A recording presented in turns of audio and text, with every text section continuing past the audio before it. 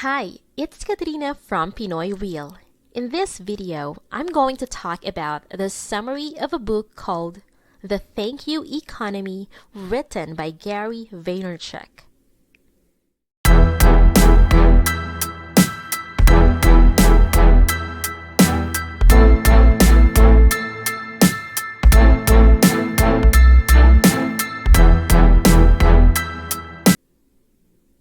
Let's start with a little quiz. Let's suppose that you've just bought or used a product that is everything the ad says it is. What do? If you are like most people, and you probably are, you'll turn on your computer or handheld device and start following the company on Facebook, Twitter, Instagram. Why do you do that? First, to stay updated. And second, to show your admiration and support for the company that just made your life a little bit easier, better, and/or more enjoyable.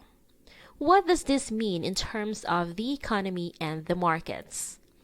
Well, that is precisely the question that the Thank You Economy by Gary Vaynerchuk, a Belarusian-born American entrepreneur, attempts to answer. The last half a century saw the world transformed in such ways that most businesses nowadays operate in something justly called the global village. But are most businesses ready to embrace this? Stay ahead to find out. The good old days. Just imagine this scenario. You live in a town with only a few hundred people. Consequently, and unsurprisingly, there are only one or two butchers in town. Now, let's say that one of them is more popular than the other, and most people go to him. He is courteous, caring, polite, and always sells the good stuff.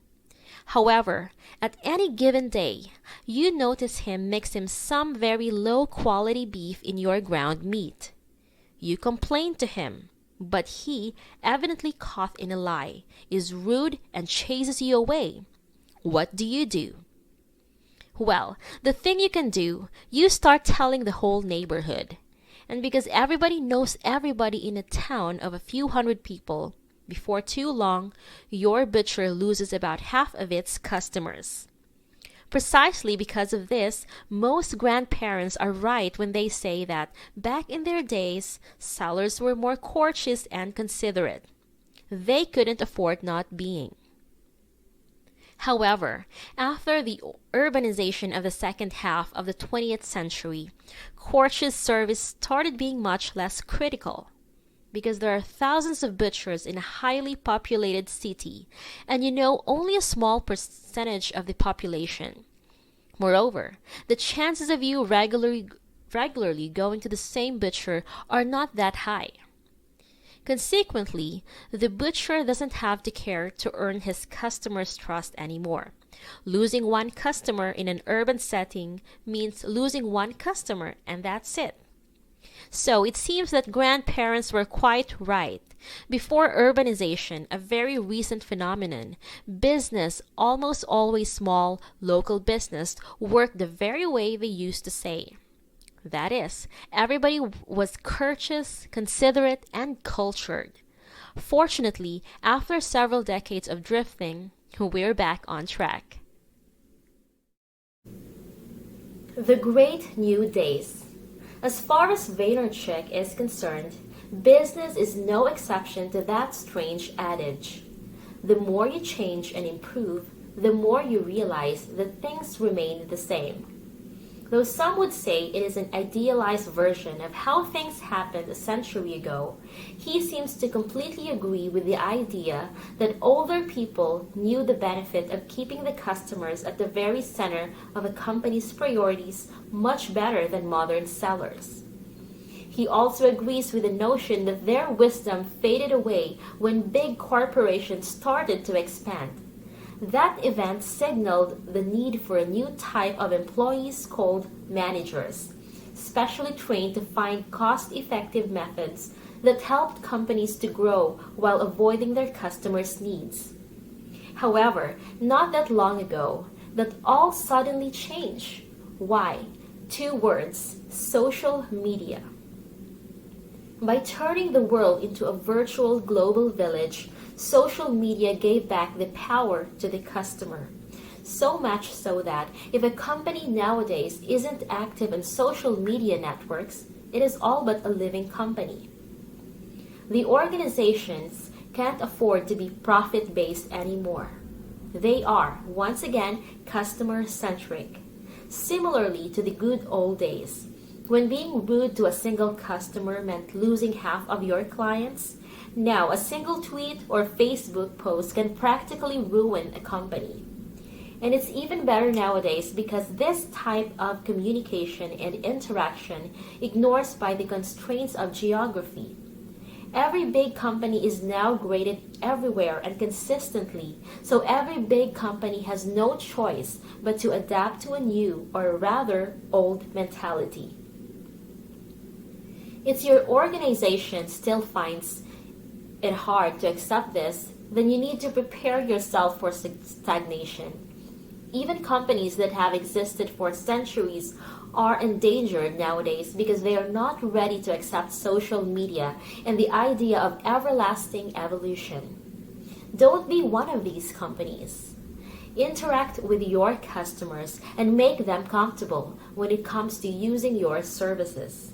It has been proven many times over that dialogue increases conversations and makes the customers' users feel more appreciated.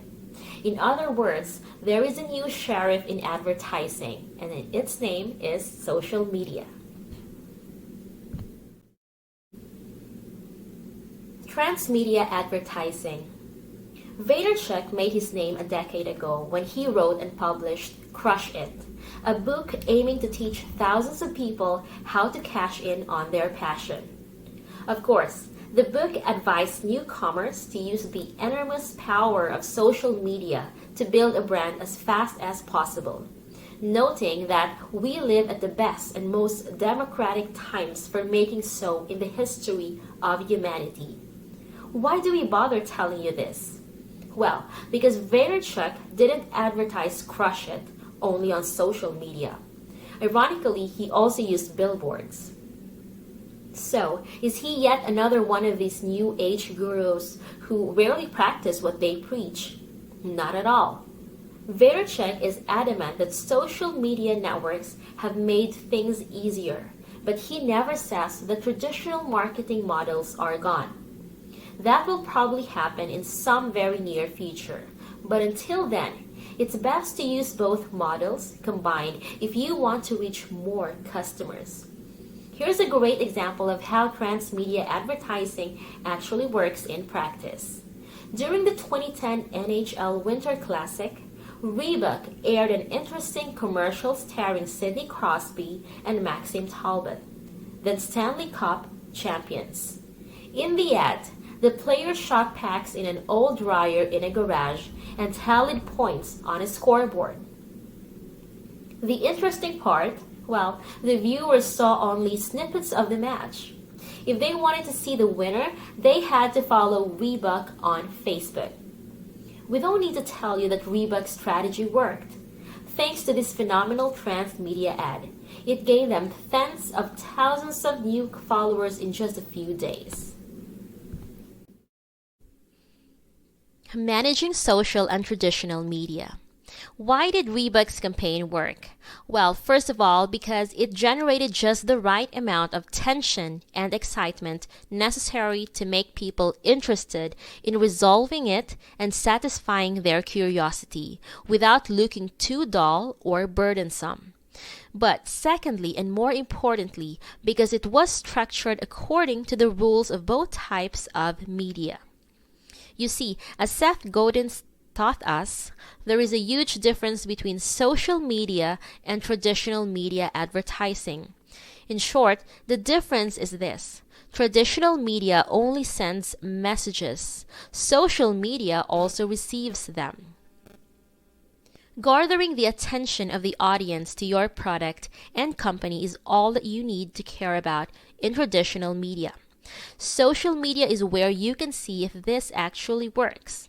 So, if that is When you decide to go online, be aware that you need to follow a different set of rules if you want to make yourself a favor and use social media to your benefit. Facebook and Twitter are not there for you to neatly pack your messages and share them with your audience. They are there to allow your customers to interact with you. Ignore this, and there's a good chance that your ads will be ignored as well. Embrace it, and there's a great chance that your products and services will benefit from your decision as well. Here is how. The benefit of the feedback. Social media interacting networks give marketers hundreds of new ways to engage with existing and potential customers in a way that wasn't possible just until a while back. And one of these interactions is so important and influential that it has changed how some businesses do business overnight. Feedback. You see, back in the industrial age, when there wasn't a competition and a product or service satisfied millions of people without any modifications for specific customer demand, the minority customers would always end up on the losing side. Just imagine if you were a lefty in the 1930s. Why would someone bother producing things explicitly for a few? If you wanted, you could buy the things everybody else was using. If you didn't, well, it's not like you could buy something else, but that was back then. Now, globalization is forcing companies to place the customer's unique wants and needs as a top-notch priority. Because if someone doesn't like you nowadays, they'll spread the bad news faster than ever. You won't even have the time to react, so it's much cheaper to invest in a new machine than to risk the dissatisfaction of a customer. The even better thing, whatever your product or service is, you can constantly improve and update it, courtesy of millions of real-time testers and users who have gotten used to sharing their brutally honest opinions online with you.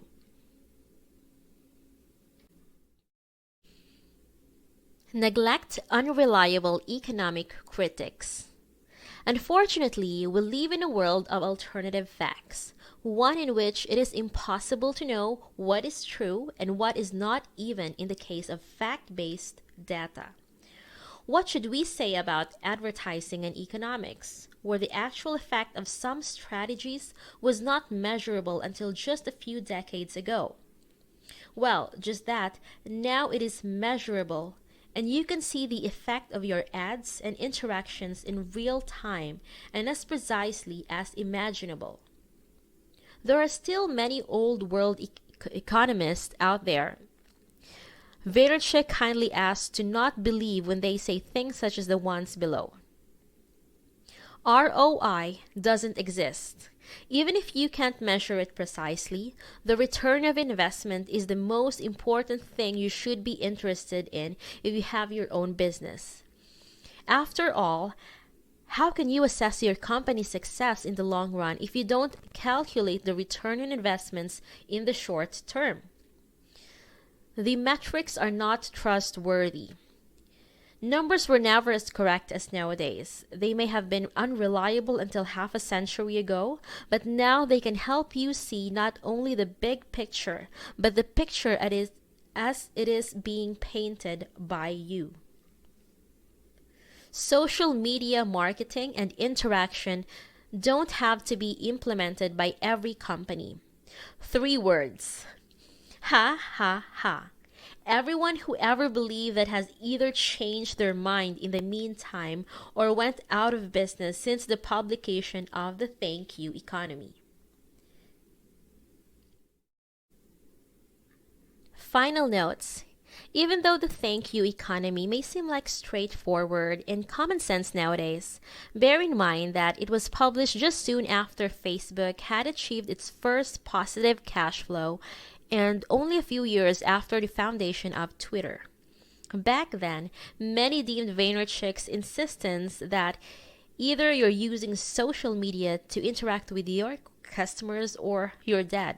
was an exaggeration, but time has proven him right.